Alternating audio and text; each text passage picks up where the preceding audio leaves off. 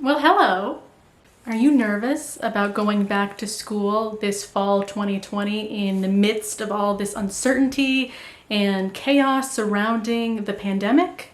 Well, my friend, you are not alone. In fact, I would wager every single person that you know, they are also nervous about going back to school. And if they say they're not, they're either stupid or lying, or both. So in this video, I am going to give you some very practical life advice and life hacks to get through this fall and first semester of school, whether you are in high school or even younger in middle school, or if you're going to university. Like I said, this is an unprecedented time and we need all the help and support that we can get. So if you enjoy this video, if you get something out of it, please subscribe. In fact, just subscribe now. I think there's like a little red icon either down here or down here. And if you click on that, you can subscribe to my channel. I promise you I'm entertaining and helpful. So yeah.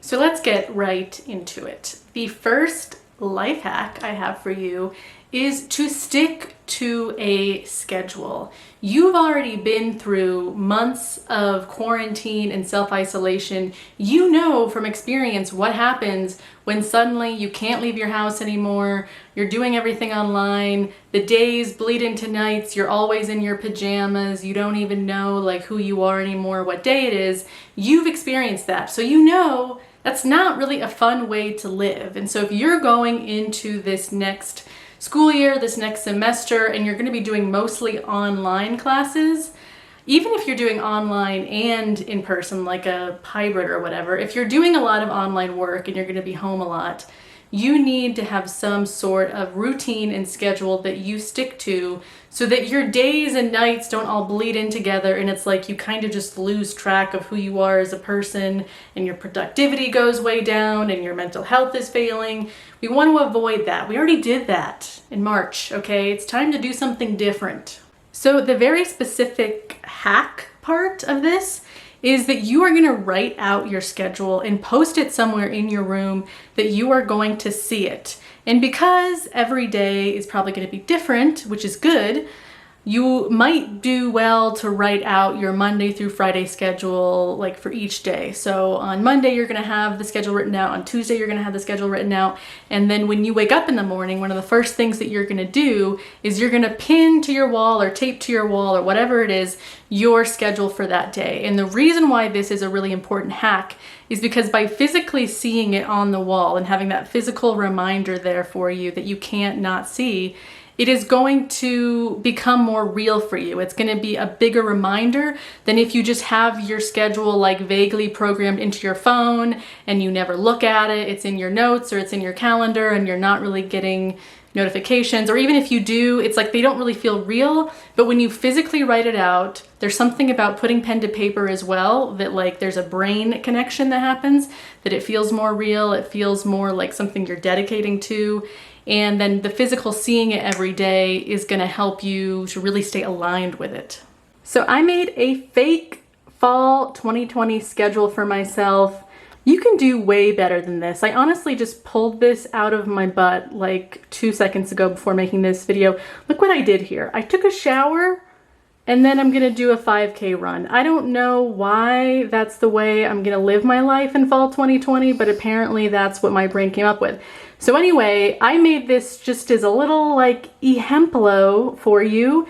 You can do way better than this. One thing I do recommend is this thing I did here where you wake up and you have a set affirmation for that day. So by writing it down, you're going to remember the affirmation for one, and then when you wake up, before you do anything, you say the affirmation. And again, I just sort of made this one up. Yours can be whatever you want. It can involve your religion if you want, or it can just be like a positive thought of the day, whatever is your thing. But this is the gist of what I mean. You can get cool and fun with the colors and stuff. And like I said, I know that you can do way better than I did here, but like I wanted to give you an example. All right, here is number 2. And that is you need to get your sleep together. And I know that that concept of getting enough sleep has been like crammed down your throat since freaking kindergarten, but it is truly important. It's not being crammed down your throat for no reason. When you don't get enough sleep, or when your sleep schedule is really wacky, like one night you're going to bed at 1 a.m. and sleeping till 10, the other night you're going to bed at 11 but waking up at 5, and you're just like kind of, or you're taking naps in the middle of the day. If you're all over the place and you're sleep deprived but also just not regular in your sleep, you are just not going to have a good time. And again, this was something that a lot of us fell into back in March and April in the heat of the lockdown, because again, like we had no structure or schedule to our days. There was like nothing to do except like nap and then stay up late watching like crime on Netflix, and I should say unsolved crime on Netflix. And yeah, it just felt easy to fall into this bad habit. But if you want to keep your mental health in check, if you want to feel productive, if you just want to feel like yourself, you really need to get this sleep thing locked down. So you are saying, Genevieve, how am I going to do that? And here is the thing. So one, have a bedtime that you know that you can stick to. It's reasonable for you, what you know you like, what you know of like your general habits. So don't force yourself to go to bed at 9 p.m. if you know that you're a night owl and you're probably going to stay up till 11. But, and likewise the opposite. Don't go to bed at 11 if you want to go to bed at 8 because you're old like me. But also, when the time comes for your bedtime, you actually have to stick to it. So I know often we'll tell ourselves like, oh yeah, I'll go to bed at like 10 o'clock tonight, and then 10 comes and goes and you're still on your phone looking at like BuzzFeed recipes on Instagram, and you're like all of a sudden it's 1 a.m. and you don't know where your life went. So we can't do that. So when it gets to 10, set an alarm on your phone that's actually going to go off and say it's 10 o'clock, time for bed. Then the next thing you're going to do is, that's really important for this, is and it's for both sleeping and also for waking. You're going to take your phone, your beautiful phone device that we love, I too am so addicted to, and you are going to either put it in your closet or put it on the other side of the room. And before you do this, you're going to make sure that you have an alarm set for the time that you need to wake up the next day. So if you need to wake up at 7 a.m., you make sure, okay, is my morning alarm set? Cool, it is. Put it somewhere that isn't in arm's reach of your bed, and you're putting it away. Yeah.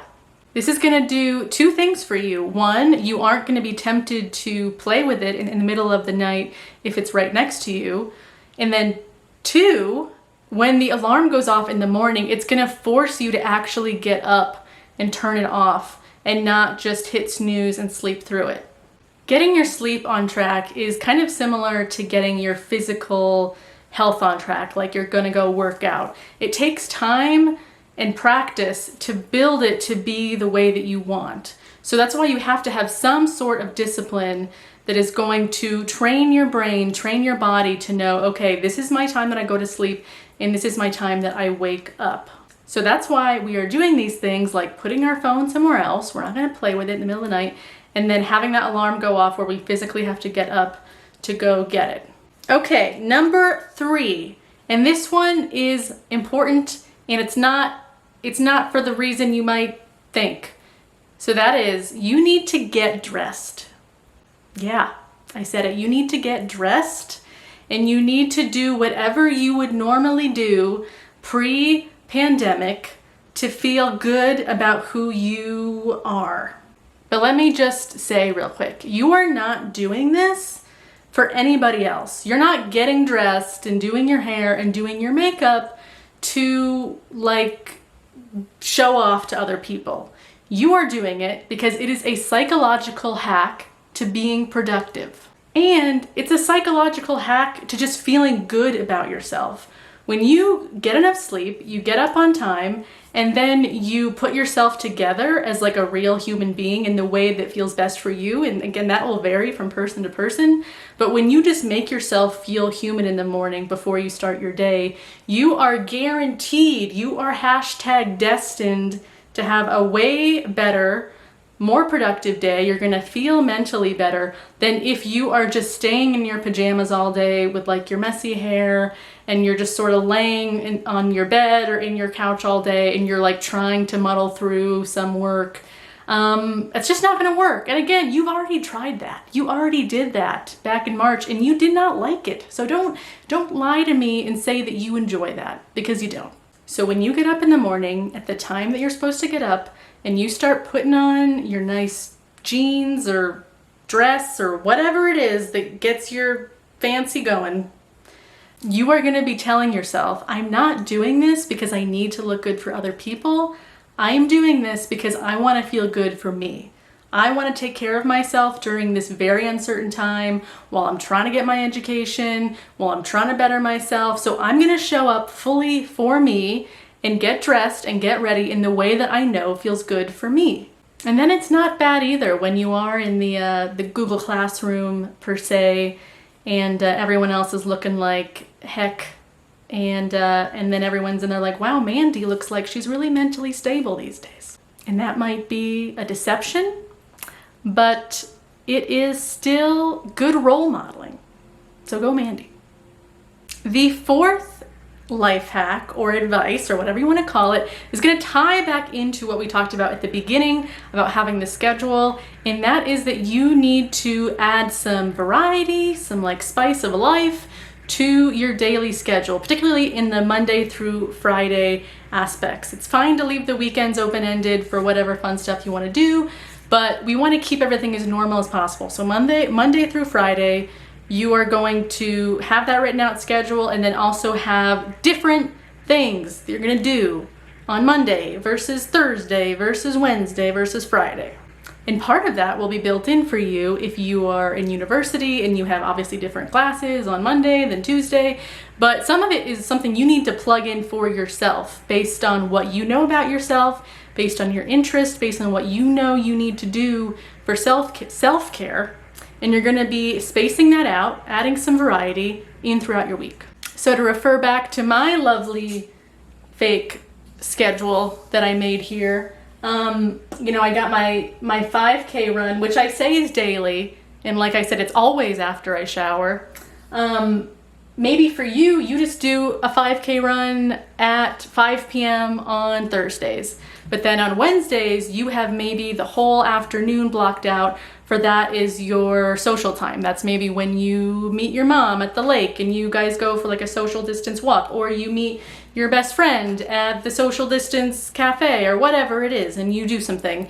And then that is going to be different from what you do on Tuesday, where maybe you're doing like an online pottery class, or I don't know if you can do pottery online, you probably can't, but something that you're doing for you. Maybe it's like a meditation that you only do like on Tuesdays between 2 and 3. You're gonna physically schedule that in, and you're gonna write it down with the schedule. Again, it's really important that the things that you are putting in for yourself that are different every day are things that you know you at least moderately enjoy. If you're gonna become like some sort of like militant like person who's like, oh my God, I'm gonna change my whole life in September, and so every day I'm gonna do like a workout that I hate, but I'm gonna force myself to do it, like that's not good. That's not gonna work. You're gonna not stick to it. We all know. So it's important to think of things you actually enjoy and can schedule in every day at different times, days. The goal here is to feel normal.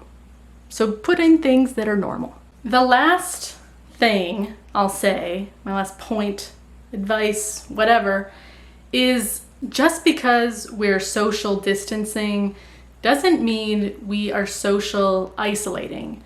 And by going back to school, especially if you're going back to in-person school and it's like totally, fully in person, obviously you will have some social opportunities that were taken away from you kind of reinstated, and that's good. But even if you are going back to fully in-person school, it's still not going to be normal. There's still going to be a lot of weirdness this fall. This whole school year is going to be weird. It's going to be different. You are a pioneer for going back to school right now. Like, this is new, never done before. So what has been happening and what I'm worried could keep happening is that through all of this social distancing and all of the fear and all of the chaos, we might be tempted to do social isolating, which is not good. Because that temptation for isolation is there, you might have to remind yourself to connect with others more often than you might have in the past. It might have come more natural in the past. You might have not even had to think about it. And now there's like this constant like worry. You can still be connected to people. You can still socialize. You can still be fully yourself. That's what this whole video is about. It's kind of like how to just go back to school and like kind of be normal and succeed. And one particular symptom that I notice a lot with this whole social isolation thing that can happen from the fear is that people think they're the only ones that are afraid of going back to school, or they think they're the only ones that are, you know, this anxious. Like maybe everyone else is like kind of okay with it, but I'm like really anxious, but you're like keeping it very much hidden because you're like isolating. Know that everyone is feeling that way. Everyone is freaking out. It's like what I said in the beginning of the video. So just trust and remind yourself in those times that you are driven into like a little more isolation than you really should be, that it's okay to reconnect. It's okay to speak like totally openly about your fears. I fully encourage you to use whatever resources your school or university has for like dealing with like kind of mental health worries around this pandemic. And if your school or university like isn't really providing much of that, then you need to get a new university.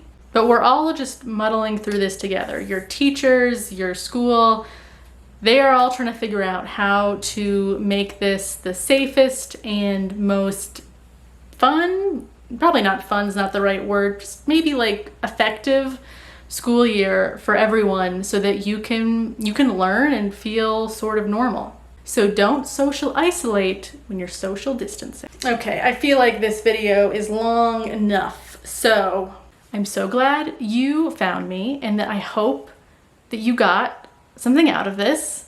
And let me know in the comments below what your thoughts are on going back to school right now. And let me know if you're doing fully online, if you're gonna be in person, if you're gonna do like a hybrid thing. And we can just try to get through this crazy time of like, we don't know what's gonna happen with back to school together. I will see you in my next video. Stay safe and have a great school year.